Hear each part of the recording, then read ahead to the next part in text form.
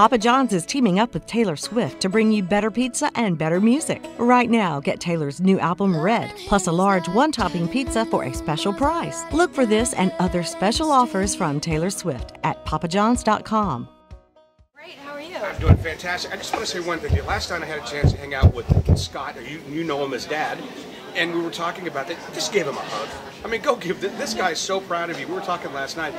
He said that you are just one of the strongest persons he's ever met. You know, as a kid, he goes, you're not even a kid. He's like, you're so advanced in your life. What do you want to say to your dad and your mom? Because they really did a lot for you. Well, they're amazing. You know, they're just absolutely fun and hilarious and smart, and you know, they taught me so much just by putting my brother and I first. You know, putting me and Austin first in everything that they did. It was always about us and not about them, which was the most amazing thing that a parent can give to a child. Now, how close are you to your brother? I talked to your dad last night. Did he go to Notre Dame? I forget what college he goes to. Yeah, he goes to Notre Dame. And how close are you to him? I'm really close to Austin. He is one of the most wise people I've ever met.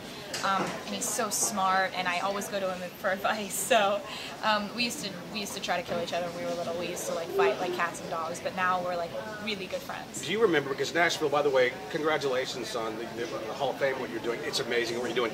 Thank you. Do you remember, your mom was telling us a story yesterday, when you were 11 years old walking into Mercury Records. Do you remember that story? I remember walking into many record labels downtown. You know, like I drive past them every day. All the labels that I walked into when I was 11 and 12, and it's kind of surreal to see all these places that, you know, where I just thought that it was impossible to get in the front door of those places. Now I was talking to your publicist yesterday too, and most people at 12 are little kids. You're sending songs to him. What were you writing about at 12? At 12, I was writing about, you know, school and frustrations and hard days and guys who didn't like me, who liked other girls. It was all very like emotional stuff. But you know, I've always turned to writing when I've had a hard day or a hard time with something. Now, also Scott was talking during the orientation yesterday. We were talking about Crossroads. Because many of my friends, do you think that was, because everything's calculated in your camp. I didn't realize how organized it is. Do you think that really helped to get an older audience when you did Crossroads with Def Leppard? I think that for me it just was the most fun thing to do because I grew up on Def Leppard music, those melodies, and it taught us so much. Like my band and we learned so much from that band. And I mean, it was, to me, that was just like a life experience, like check that off your list. Well, he said that, I guess he had a hard time, he goes, because she's got too many lyrics, mate. I guess you had so many, you know, words. Yeah, because I have so many words in my songs. They're so wordy. It's so funny. And then tonight, Katie Couric, what's anything, can you give us any kind of inside scoop? What's going to happen tonight? There's a big announcement that's going to be made on 2020, and I am so excited about it. So you know, if you want to watch that, that would be great. Now, I will say this about you. In fact, our staff was talking about this earlier. Are you tired? Because I know it's been 2 years in the making for this CD. When do you get a break? I won't get a break until maybe like Christmas, but you know, and then we go into planning a tour and going all over the place again. I'm kind of used to being shot out of a cannon. You know, that's kind of like what my life has become.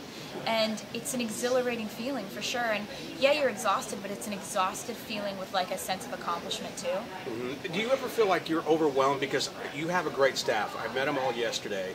And I think the neat thing about that is you have the final word on everything. Yeah, it feels amazing to have so much control over my career and so much creative control over what the record looks like, how it sounds, what songs end up making the album. I'm very lucky, you know, to get to have all those choices in my, you know, like up to me. Well, you're growing up in the business, and I know I have just a little more time with you. What is one thing or some things you could tell that they don't know about Taylor Swift?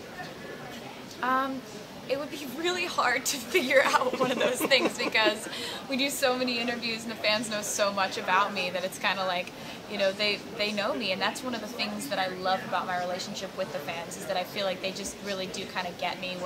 We're into the same things, we love the same things, and we're scared of the same things. So I think that that's why we're all so close. Well, thank you for having us out here. Congratulations on Red. I've been in the business for a lot more than you're not even born yet. I've never seen anything done like this in music. Congratulations. Thank you so much. That's so sweet of you. Taylor Swift, thank you for stopping by. Thank you.